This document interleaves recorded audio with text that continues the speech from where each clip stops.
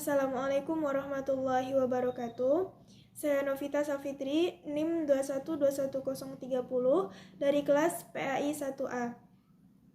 Baiklah, pada UAS kali ini saya akan menjelaskan materi tentang Lembaga Pendidikan Islam di Minangkabau. Di antara poin-poin yang akan saya jelaskan ada 4. Yang pertama yaitu pola pendidikan surau di Minangkabau. Yang kedua yaitu pola pendidikan pesantren di Minangkabau. Yang ketiga pesantren modern dan tradisional. Dan yang keempat perbedaan pendidikan pesantren dan surau. Saya akan menjelaskan poin pertama yaitu pola pendidikan surau di Minangkabau. Arti surau di Minangkabau itu merupakan tempat untuk beribadah, sembahyang atau mengaji bagi anak-anak kecil dan tempat untuk melaksanakan suatu pengajian atau dikenal dengan istilah wirid bagi orang-orang kampung biasanya. Nah, wirid ini biasanya diadakan sesuai dengan kesepakatan orang-orang yang tinggal di dekat surau tersebut atau masyarakat yang tinggal di dekat surau tersebut. Jadi wirid ini biasanya dilaksanakan pada 1 kali dalam sebulan atau sekali dalam 2 bulan. Nah, itu semua tergantung kesepakatan masyarakat di Minangkabau yang tinggal di dekat surau tersebut. Nah, surau ini merupakan sistem pendidikan tradisional, yang mana di dalamnya metode pendidikannya kita kenal sebagai bentuk metode pendidikannya itu yaitu seperti ceramah, mengaji, dan seperti pendidikan secara fisik yaitu yang kita ketahui seperti belajar pencaksilat, bela diri dan lain-lainnya. Nah, jadi tujuan utama pendidikan di surau ini yaitu untuk membangun karakter dan moral yang utuh bagi peserta didiknya.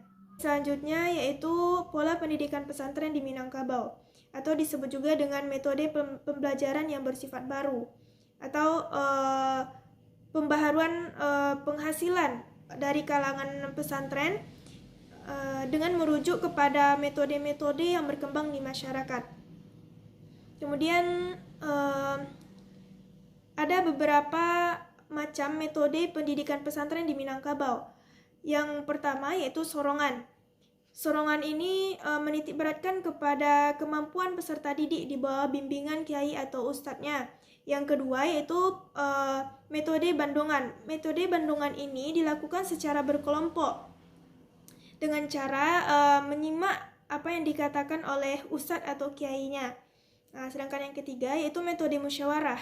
Metode musyawarah ini seperti halaqah atau dapat juga kita contohkan sebagai metode pembelajaran yang dilakukan dengan cara berceramah atau seminar. Nah, seminar yang kita kenal pada saat sekarang ini.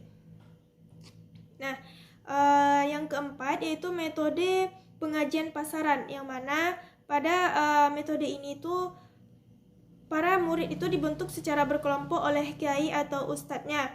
Dan cara pembelajarannya itu yaitu dengan belajar dengan cara membaca kitab-kitab dan yang lain-lainnya. Selanjutnya yaitu pesantren modern dan tradisional. Yang pertama dulu yaitu pesantren modern.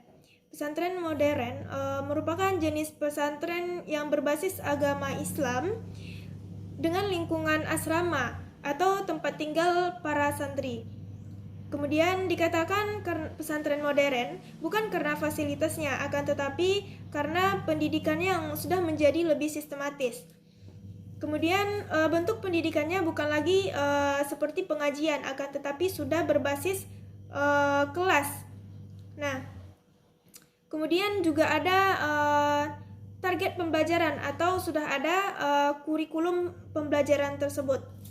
Nah, kemudian pesantren tradisional. Nah, pada pesantren tradisional ini sangat berbeda jauh dengan pesantren modern. Karena tujuan dari pendidikan di pesantren tradisional ini yaitu untuk membentuk karakter yang utuh, yang kuat, yang bagus terhadap peserta didiknya.